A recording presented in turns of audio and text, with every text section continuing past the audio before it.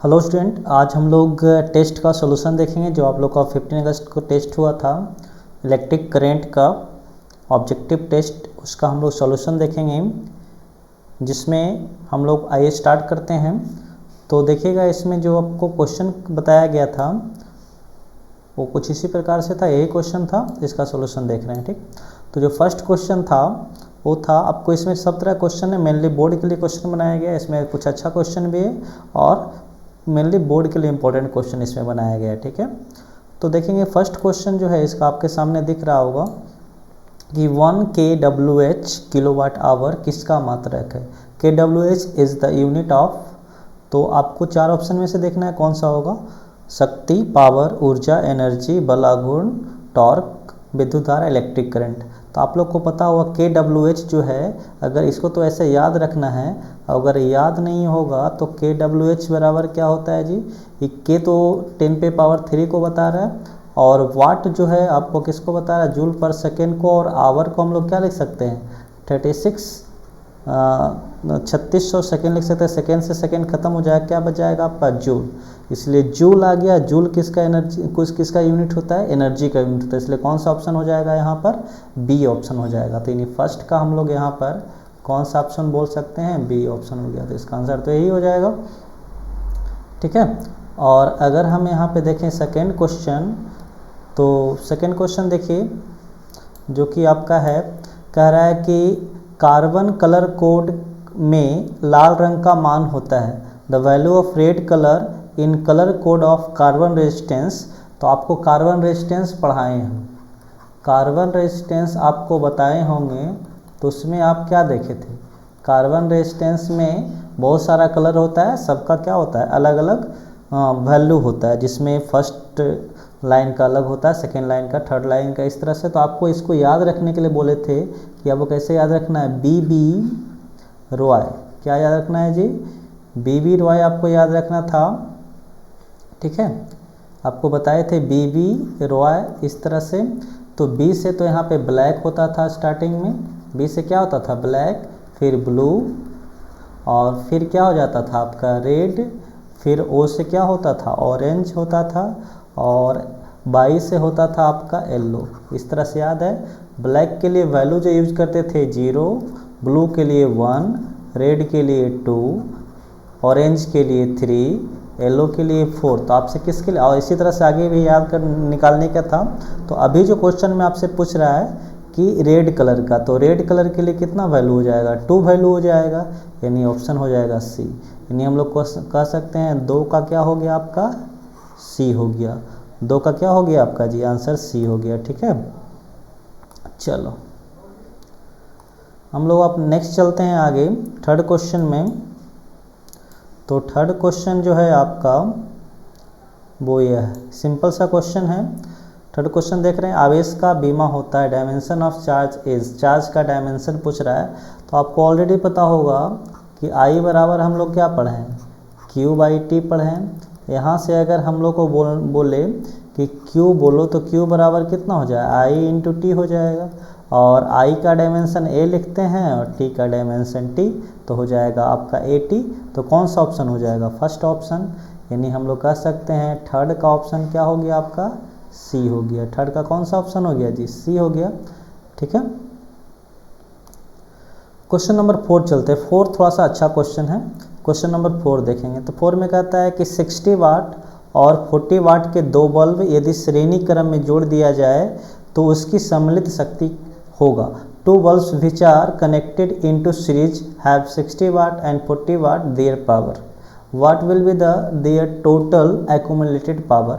ठीक है, तो किसका बात कर रहा है जी, यहाँ पर सीरीज का बात कर रहा है। ठीक है, तो हम लोग चूँकि जानते हैं P बराबर फार्मूला पढ़े होंगे, P बराबर पढ़े होंगे V स्क्वायर बटा R, इस तरह से पढ़ें, क्योंकि सबका जो पोटेंशियल होगा सेम होगा। तो P बराबर V स्क्वायर बटा R, तो अगर यहाँ से R बोलें तो कितना हो जाएगा, V स्क्वायर बटा P हो जाएगा। अब देखो हम लोग सीरीज में क्या पढ़े हैं, यहाँ से देखिएगा सीरीज में हम लोग पढ़े हैं RS equal to R1 plus R2, यही पढ़े हैं। अब आगे देखें, यहाँ पे अगर सोल्व करते हैं इसको, तो आर एस का वैल्यू क्या लिखा जाएगा इसके अनुसार लिखा जाएगा वी स्क्वायर बटा P S equal to R one की जगह लिखा जाएगा वी स्क्वायर बटा पी वन, और ये लिखा जाएगा वी स्क्वायर बटा पी टू। वी स्क्वायर सब में ख़त्म हो गया, 1 बटा पी एस इक्वल टू 1 बटा पी वन कितना दिया हुआ है, देखिए यहाँ 60 वाट दिया हुआ है, 40 वाट दिया हुआ है, तो हो जाएगा 1/60 और प्लस 1/40 हो जाएगा। ठीक है, तो इसको एलसीएम लीजिएगा तो कितना हो जाएगा आपको 120, तो ये हो जाएगा आपको 2, ये हो जाएगा 3, यानी यहाँ लिख देते हैं आगे। तो 1/PS का जो वैल्यू आया ऊपर में 5 और नीचे कितना हो गया जी 120 हो गया, उल्टा होगा तो इसलिए PS हो जाएगा 120/5। ठीक है, ये 20 कितना बार में कट जाएगा 24 वाट में कट जाएगा, इसलिए कौन सा ऑप्शन हो जाएगा डी ऑप्शन। ठीक, तो क्वेश्चन नंबर 4 का जो आंसर हुआ वो कौन सा हो गया जी, डी हो गया। क्वेश्चन नंबर 4 का आंसर क्या हो गया, डी हो गया। अब क्वेश्चन नंबर हम लोग 5 देखेंगे। तो क्वेश्चन नंबर 5 देखें, तो 5 में क्या लिखा हुआ है कि किसी विद्युत परिपथ की शक्ति होती है, तो पावर ऑफ इलेक्ट्रिकल रेजिस्टेंस सब जानते हैं। पी का फार्मूला पूछ रहा है, तो पी का बहुत सारे फार्मूला आपको बताए थे, वी स्क्वायर बटा आर बताए थे, वी आई बताए थे और आई स्क्वायर आर बताए थे, ये सब फार्मूला बताया था। देख लीजिए मैं कौन सा ऑप्शन मिल रहा है, तो इसमें ऑप्शन आपको सी मिल रहा है, वी स्क्वायर बटा आर। तो 5 का कौन सा आंसर हो जाएगा जी, सी हो जाएगा, यानी हम लोग कह सकते हैं 5 का सी हो गया। अब हम लोग थोड़ा सा यहाँ देख लेते हैं,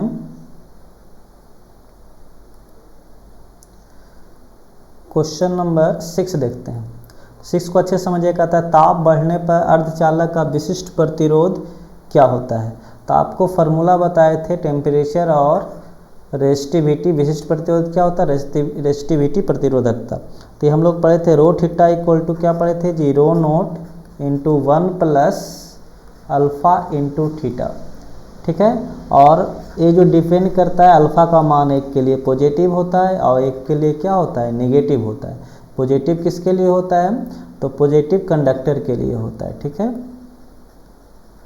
और नेगेटिव किसके लिए होता है, आपको सेमीकंडक्टर के लिए होता है, बताया गया होगा। ठीक है, सेमीकंडक्टर के लिए अल्फ़ा का वैल्यू क्या होगा, नेगेटिव होगा, यानी हम लोग कह सकते हैं कि सेमीकंडक्टर में जब थीटा का वैल्यू बढ़ाएंगे तो रो का वैल्यू क्या होगा, कमेगा। तो यही कह रहा ताप बढ़ाने पर अर्धचालक का प्रतिरोध क्या होगा, ताप बढ़ाएंगे तो अर्धचालक का प्रतिरोध क्या होगा, घटेगा, उल्टा होता है इसमें, यानी टेम्परेचर इंक्रीज करने पर the value of temperature will be decreased.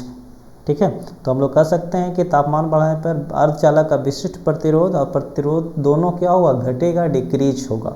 Okay, clear है। और यही अगर कंडक्टर के लिए पूछता तो अल्फा का वैल्यू पॉजिटिव है, इसलिए रो क्या हो जाता, पॉजिटिव होता, यानी बढ़ता। क्वेश्चन नंबर 6 का आंसर क्लियर हो गया होगा, कितना हो जाएगा जी, क्वेश्चन नंबर 6 का आंसर हो जाएगा बी। ओके, अब क्वेश्चन नंबर 7 पे चलते हैं। ठीक है, तो क्वेश्चन नंबर 7 में कह रहा है कि 1 एम्पियर का विद्युत धारा प्राप्त करने के लिए 1 सेकेंड में कितना इलेक्ट्रॉन प्रवाहित करना होगा। How many electrons has to pass in 1 second to obtain 1 ampere current. तो यहाँ पे देखिए, अगर इस क्वेश्चन को हम लोग अगर सोल्व किए, आपका आंसर तो इसको पता होगा, इसका आंसर आपको क्या होगा, पता होगा। अगर इसको हम लोग सोल्व करें तो क्या होगा, तो यहाँ पे क्या दिया हुआ है, आई का वैल्यू दे दिया है 1 एम्पियर, टाइम दे दिया है कितना जी 1 सेकेंड, नंबर ऑफ इलेक्ट्रॉन पूछ रहा है। तो आप लोग पढ़े होंगे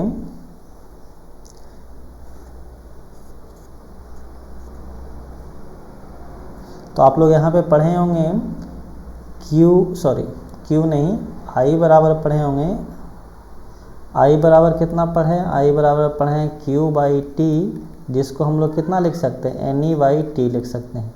तो यहाँ से एन चाहिए हमको, तो टी मल्टीप्लाई में जाएगा और ई डिवाइड में जाएगा, इसलिए अगर एन यहाँ से निकालें तो हो जाएगा आई into T divided by E. सबका वैल्यू, आई का वैल्यू 1, टी का वैल्यू 1 और ई इलेक्ट्रॉन ऑफ चार्ज आप लोग पता होगा 1.6 इंटू 10⁻⁹। इसको ऊपर ले जाएंगे तो बचेगा 1/1.6 इंटू 10⁻⁹।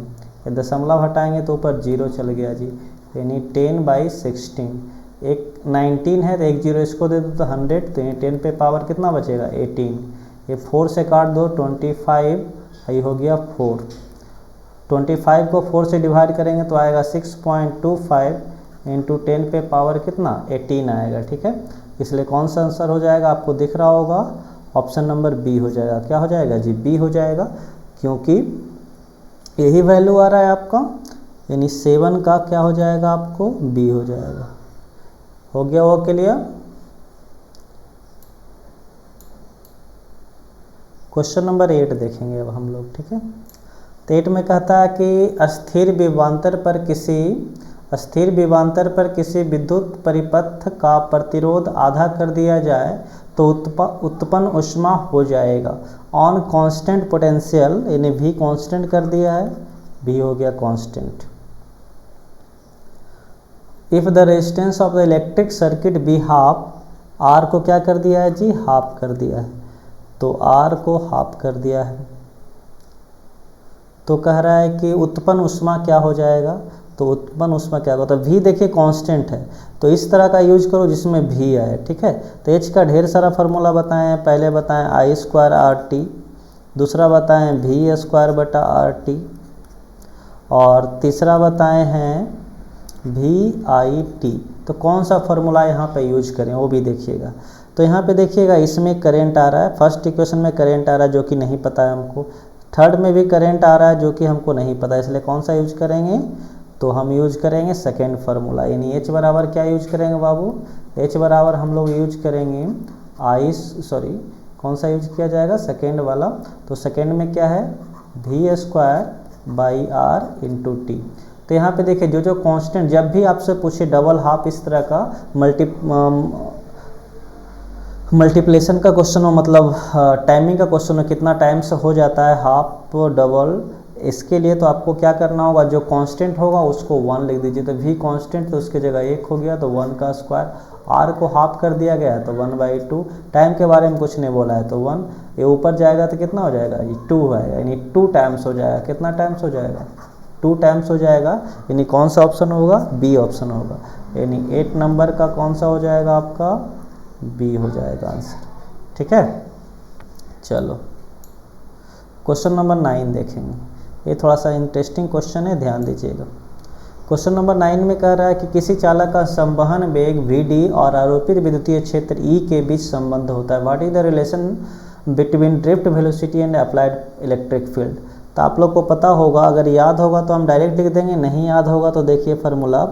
तो F बराबर हम लोग यहाँ पढ़े थे ma होता है, और F बराबर a भी पढ़े थे, E इंटू ई, दोनों को जब इक्वल करेंगे तो कितना हो जाएगा, ma बराबर E इंटू ई, यहाँ से E जो आएगा वो हो जाएगा ma/e। आगे देखेंगे ये हो गया m/e, एक्सेलरेशन को लिख देते हैं Vd/τ लिख देते हैं, कितना लिख देते हैं जी, Vd/τ लिख देते हैं, ठीक।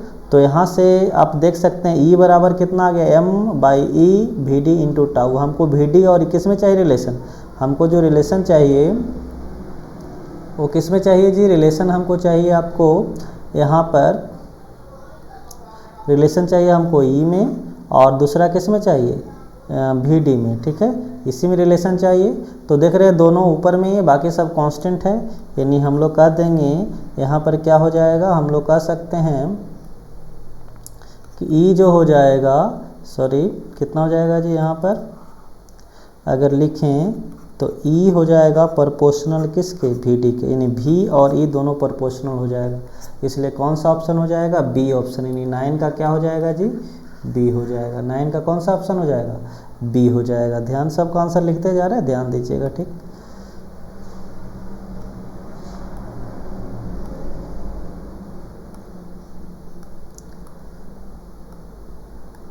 चलिए, तो क्वेश्चन नंबर 9 हो गया। अब हम लोग चलते हैं 10 पर। तो क्वेश्चन नंबर 10 जो है वो देखेंगे। तो 10 में कह रहा है व्हीटस्टोन ब्रिज से प्रतिरोध मापा जाता है। विच of the flowing resistance is measured by Wheatstone bridge.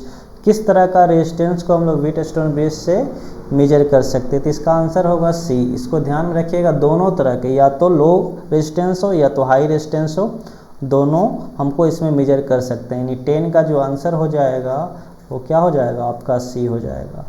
10 का कौन सा आंसर हो जाएगा जी, सी आंसर हो जाएगा, क्योंकि इससे हम लोग दोनों मेजर कर सकते हैं। कौन कौन सा, लो रेजिस्टेंस और हाई रेजिस्टेंस दोनों मेजर कर सकते हैं। ठीक है, क्वेश्चन नंबर 11 चलते हैं। ठीक, तो 11 एक थोड़ा सा छोटा सा न्यूमेरिकल है। ऑब्जेक्टिव के लिए, ऑब्जेक्टिव में ज़्यादा आपको टफ न्यूमेरिकल नहीं आएगा जितना क्लास में करवाए हैं।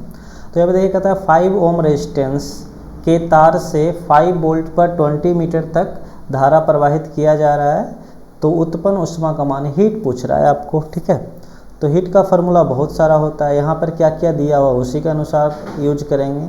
तो यहाँ रेजिस्टेंस दिया हुआ है 5 ओम और पोटेंशियल दिया हुआ है 7 वोल्ट और टाइम दे दिया है 20 मिनट। तो इसके अनुसार हम लोग H फाइंड करेंगे। तो H बराबर क्या, यहाँ पे V और I, यानी कौन सा यूज करेंगे जी, V² R इंटू टी, ये यूज करते हैं। ठीक है, तो यही यूज करते हैं। तो V का वैल्यू कितना हो जाएगा 7 का स्क्वायर और R का वैल्यू हो जाएगा 5 और 20 मिनट है तो मिनट में तो रखेंगे नहीं, सेकेंड में, तो 60 से हो जाएगा। ये हो जाएगा कितना बार में, 4 बार में। ये हो गया 49, कितना हो गया बाबू 49 इंटू 24 जीरो, इसी से मल्टीप्लाई कर देना है। तो मल्टीप्लाई करिए और एक सेकंड देखिए, जितना भी आंसर है सब किलो जूल में है, तो कितना से डिवाइड कर दें, 1000 से। कितना से डिवाइड कर दीजिए, 1000 से। तो ए से तो ये गया, ये दोनों को मल्टीप्लाई करेंगे, 2 डिजिट के बाद क्या कर देंगे हम लोग, पॉइंट बैठा देंगे। तो यहाँ पे करो 49/24, ये हो जाएगा 36, उसके बाद 3 16 3 19 और ये हो जाएगा 98। ये हो गया 6 9 17 9 1 10 और 1 11, ये दशमलव दे देंगे, इतना किलो जूल हो जाएगा। यानी कौन सा हो जाएगा आपका, फर्स्ट ऑप्शन हो जाएगा। 11 का कौन सा हो जाएगा जी, फर्स्ट ऑप्शन हो जाएगा। ठीक है, 11 का आपका फर्स्ट ऑप्शन हो जाएगा। ओके, तो हम लोग नेक्स्ट क्वेश्चन पे चलते हैं। 11 नंबर हो गया। 12 में क्या था, यहीं पे 12 क्वेश्चन है, देख लीजिए। 12 में कह रहा है कि एक 0.05 ओम प्रतिरोध वाले एमीटर को 1.5 वोल्ट ईएमएफ के सेल से जोड़ दिया जाता है। यदि 2 एम्पीयर की धारा प्रवाहित होता है तो सेल का आंतरिक प्रतिरोध हमको फाइंड करना है। कह रहा है an ammeter having resistance of 0.05, एक एमीटर है इस प्रकार से। ठीक है, एक एमीटर है इस प्रकार से जिसका रेजिस्टेंस दे दिया है 0.05। ठीक, is connected to a cell, एक सेल से कनेक्ट किया हुआ है, एक सेल से कनेक्ट किया हुआ है जिसका ईएमएफ है 1.5 वोल्ट।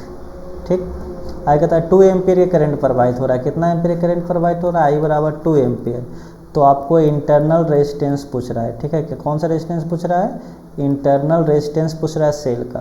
तो चूंकि हम लोग पढ़े थे ईएमएफ का फार्मूला V प्लस ई बराबर V प्लस क्या पढ़े हैं हम लोग जी, हम लोग पढ़े हैं E बराबर V प्लस आई इंटू क्या पढ़े हैं, R पढ़े हैं, जहाँ R जो है इंटरनल रेजिस्टेंस है सेल का, ये दे दिया है 1.5 और V आपको तो नहीं दिया है, तो इसको I इंटू कैपिटल R लिख दो और ये हो गया I इंटू R, ये हो गया 1.5, ये हो गया 2 इंटू R का वैल्यू कितना है 0.05 है और I का वैल्यू 2 इंटू R, तो ये हो गया 1.5, ये 2 से मल्टीप्लाई करेंगे तो 0.1 हो जाएगा प्लस 2R हो जाएगा। ठीक है, तो इधर घटेगा तो कितना हो जाएगा 1.4 हो जाएगा बराबर 2R, इसलिए R बराबर निकालेंगे तो 2 से डिवाइड हो जाएगा तो 0.7, यानी कौन सा ऑप्शन हो जाएगा जी, डी ऑप्शन। यानी क्वेश्चन नंबर 12 का जो आंसर होगा वो क्या हो जाएगा आपका, डी हो जाएगा। ठीक है, क्वेश्चन नंबर 12 का जो आंसर होगा आपका क्या हो जाएगा, डी हो जाएगा। ओके, तो नेक्स्ट चलते हैं हम लोग।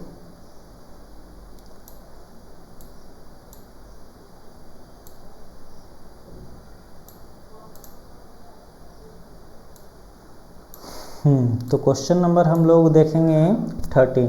तो 13 में कह रहा है कि एम एल स्क्वायर, देखिए यहाँ क्वेश्चन नंबर 13 कह रहा है M L square T minus 3a minus 2 किसका बीमा है, हुज डायमेंशन इज इतना, इसके बारे में पूछ रहा है किसका डायमेंशन है। ठीक है, तो आप लोग यहाँ पर देखिएगा तो पोटेंशियल है, रेजिस्टेंस है और पावर है। ठीक है, तो पोटेंशियल और रेजिस्टेंस दोनों एक ही से निकलता है।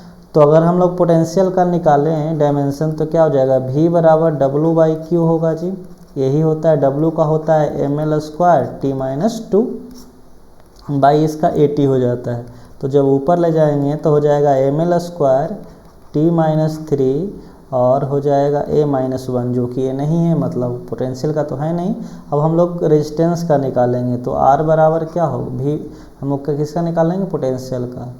तो R बराबर कैसे निकलेगा, R बराबर V/I होता है। V का तो यही हो गया और I का ये हो गया, मतलब A ऊपर और चल जाएगा तो a माइनस 2 हो जाएगा, जो कि यही है, इसलिए किसका हो जाएगा, रेजिस्टेंस का। यानी 13 का जो आंसर हो जाएगा वो आपका B हो जाएगा। 13 का कौन सा आंसर हो जाएगा, B हो जाएगा। ठीक है, अब 14 नंबर देख लेते हैं यहाँ पर। तो 14 तो एकदम सिंपल सा क्वेश्चन है, आपको ये सब क्लास में करवाया हुआ है। किरचॉफ का दूसरा नियम किस सिद्धांत पर कार्य करता है, second law of Kirchhoff is working on which of the principle, which of the following principle. तो आपको पता है फर्स्ट लॉ पूछेगा तो चार्ज कंजर्वेशन पे, सेकंड पूछेगा तो आपको एनर्जी कंजर्वेशन पे। तो ऑलरेडी आपको करवाया हुआ है, यानी कौन सा ऑप्शन हो जाएगा आपका, ए हो जाएगा आपका 14 का बी हो जाएगा। ओके, तो हम लोग नेक्स्ट चलते हैं। कहता है 15 नंबर में,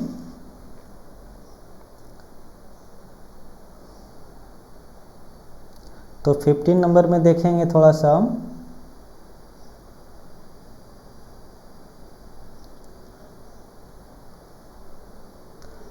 एक सेकेंड।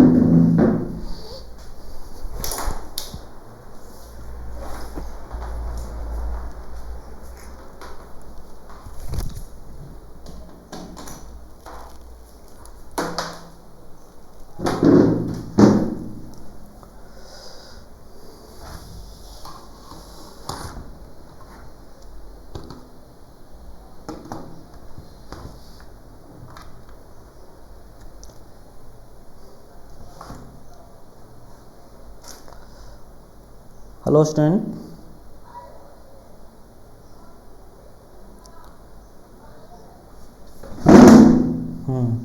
तो हम लोग यहाँ पे देख रहे थे क्वेश्चन नंबर 15। तो 15 नंबर में हम लोग देख रहे थे, तो 15 नंबर क्वेश्चन जो है कहता है एक समान तार का प्रतिरोध 1 ओम है। बहुत ही अच्छा क्वेश्चन है, इंपॉर्टेंट क्वेश्चन है, ध्यान दीजिएगा। इस टाइप का क्वेश्चन आपसे पूछ सकता है। तो कहता है एक समान तार का प्रतिरोध 1 ओम है। एक समान तार का प्रतिरोध कितना है, 1 ओम है। इसके लंबाई को 4 बराबर भागों में बांट दिया जाता है। ठीक है, तो इसका सॉल्यूशन देखिएगा। एक देखिएगा, मान लेते हैं एक चालक तार है जिसका ओम है, रेजिस्टेंस है 1 ओम। ठीक, अब इसको क्या कर दिया, 4 भाग में बांट दिया, 1 2 3 4 भाग में बांट दिया। 4 भाग में बांट के इसे समानांतर क्रम में जोड़ दिया जाता है। सबको किस क्रम में जोड़ दिया गया जी, समानांतर क्रम में इसको जोड़ दिया गया। ठीक है, इस तरह से सबको समानांतर क्रम में जोड़ दिया गया। ठीक है, तो इसका समतुल्य प्रतिरोध कहता है, वही इंग्लिश में क्वेश्चन है, uniform wire has a resistance 1 ohm, it is now cut in 4 pieces of the equal length, but these wire are connected in parallel, the effective resistance will be. तो आपका इफेक्टिव रेजिस्टेंस पूछ रहा है। तो आपको पता होगा आर जो होता है प्रोपोर्शनल होता है L/A। कैसा पढ़ें, तो ए से तो यहाँ सेम वायर है तो ए से तो कोई मतलब है नहीं, आर प्रोपोर्शनल टू क्या हो जाएगा, L हो जाएगा। यानी जितना लेंथ होगा, ठीक है, क्या होगा, जितना लेंथ होगा उसी के अनुसार इसका रेजिस्टेंस होगा। तो इस कहता है इसको 4 भाग में बांट दिया, तो पूरा का रेजिस्टेंस कितना था, 1 ओम। तो इसका कितना हो जाएगा, 1/4 1/4 1/4 और 1/4। ठीक है, तो अब इसका समतुल्य प्रतिरोध कह रहा है कितना होगा। ठीक, तो रेजिस्टेंस देखते हैं। तो आपको बताए थे पैरेलल में क्या होता है, सेम रहता है तो डिवाइड करते हैं। कितना से डिवाइड करते हैं, इसके नंबर से। तो कुल कितना है जी, 1 2 3 4 है, और इसका वैल्यू हो जाए कितना, 1/4। तो 1/4 को 4 से डिवाइड करेंगे तो 1/16 आएगा। कितना आएगा, 1/16। ठीक है, देखते हैं ऑप्शन कौन सा है। तो डी ऑप्शन यहाँ पे आपको नज़र आ रहा होगा।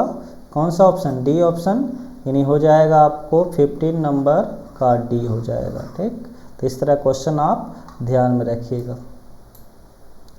क्वेश्चन नंबर 16 देखेंगे। ठीक है,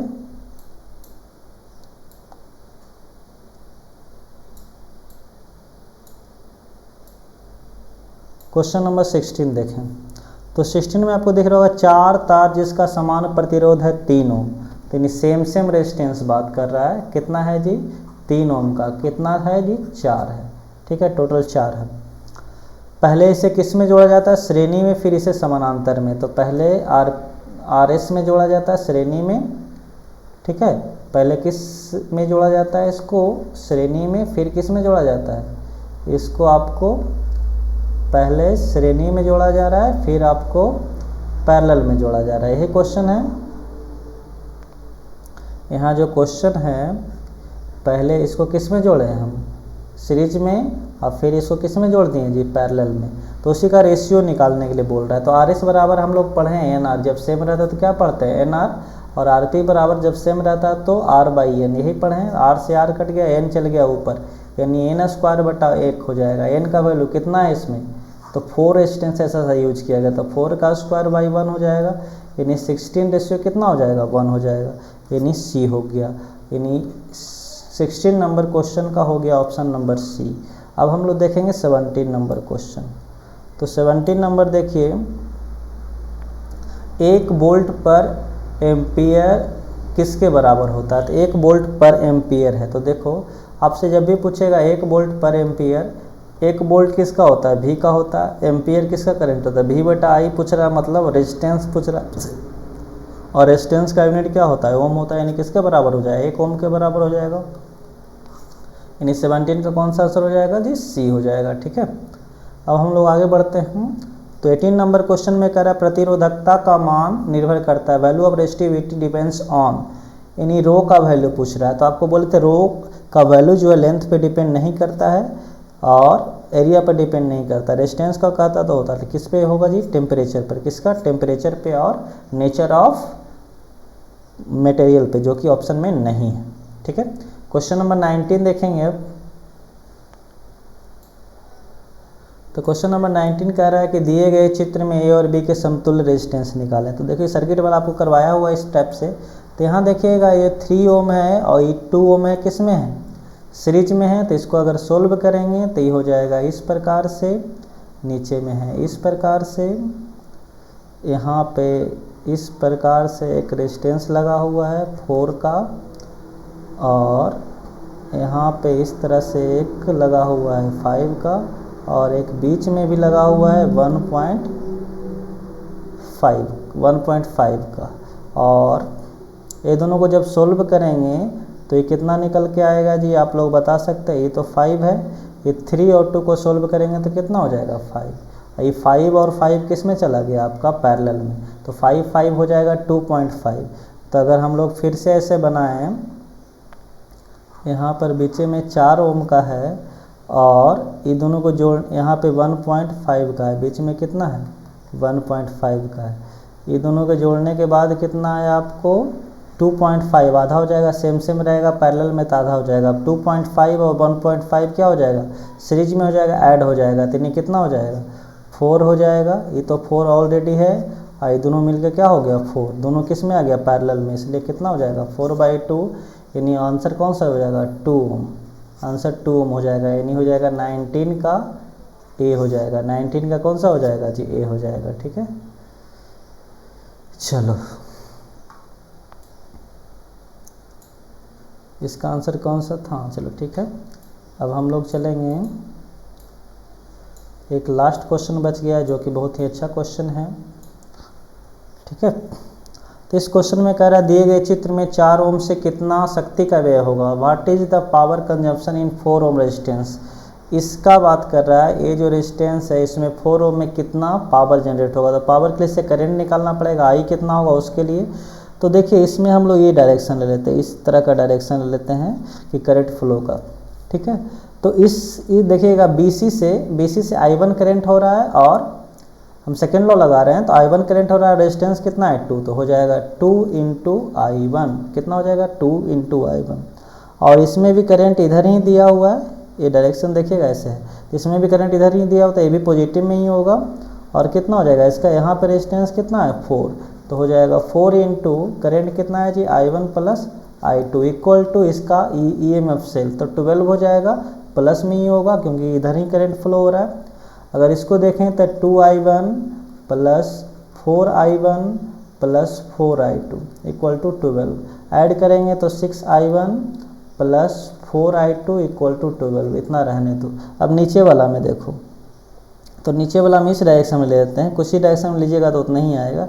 तो करंट ऐसे ही जा रहा है, तो इसके लिए क्या हो जाएगा I1 I2 और ये दोनों मल्टीप्लाई हो जाएगा, यानी हो जाएगा 4I1 प्लस 4I2। और तो इसमें रेजिस्टेंस है कहीं नहीं, और यहाँ पर कितना करंट है जी, सॉरी पोटेंशियल कितना है 6, तो ये दोनों को क्या करते हैं हम लोग सब्सट्रैक्ट कर देते हैं, तो हो जाएगा 4I1 और यहाँ पे कितना हो जाएगा 4I2 इक्वल टू 6, माइनस करेंगे तो ये हो गया माइनस, ये हो गया माइनस, ये हो गया, ये तो कट जाएगा, ये बच जाएगा 2I1 इक्वल टू 12 में से 6 गया 6, इसलिए I1 इक्वल टू हो जाएगा 3 एम्पियर। I1 कितना हो गया 3, इसमें रख देंगे तो ये 4 गुने 3 प्लस 4I2 इक्वल टू 6, यहाँ से हम लोग 4I2 का वैल्यू निकाल देंगे, ये 12 हो जाएगा, उधर जाकर माइनस, तो 6 माइनस 12 माइनस 6, इसलिए I2 हो जाएगा -6/4 -3/2। ठीक है, तो टोटल करंट कितना हो गया, I1 प्लस I2 करेंगे तो ये हो जाएगा 3 और ये हो जाएगा -3/2, घटाएंगे तो 3/2 आएगा। तो I तो हमको पता है जी, अब हमको W चाहिए, तो W बराबर क्या होता है आपको I²R पढ़े, क्योंकि करंट और रेजिस्टेंस दिया हुआ, I का वैल्यू हो गया 3/2 का स्क्वायर इंटू R का वैल्यू हो गया 4। ठीक है, तो इसी को अगर हम लोग आगे कैलकुलेट करें तो कितना हो जाएगा, तो हो जाएगा I9/4 इंटू 4 से 4 कट जाएगा, 9 वाट हो जाएगा, यानी कौन सा ऑप्शन हो जाएगा, हो जाएगा आपका A, यानी 20 का कौन सा हो जाएगा, A हो जाएगा। ठीक है, तो यही आपका सॉल्यूशन था। तो थैंक्स फॉर वाचिंग, और आपको अगर क्लास करना, लाइव क्लासेस करना है तो साइंस एरिना में आपको उपलब्ध है लाइव क्लासेस, जो कि आप प्ले स्टोर से साइंस एरिना ऐप को इंस्टॉल कर सकते हैं, वहाँ बैच से जुड़ सकते हैं। 12th के लिए लक्ष्य बैच है जिसका कोड है SA1220, और 10th के लिए बैच है आपका अल्फ़ा बैच जिसका कोड है SA1012। ठीक है, 11th का बैच अपकमिंग में है, जल्दी ही आपको अपलोड किया जाएगा। ठीक है, थैंक्स।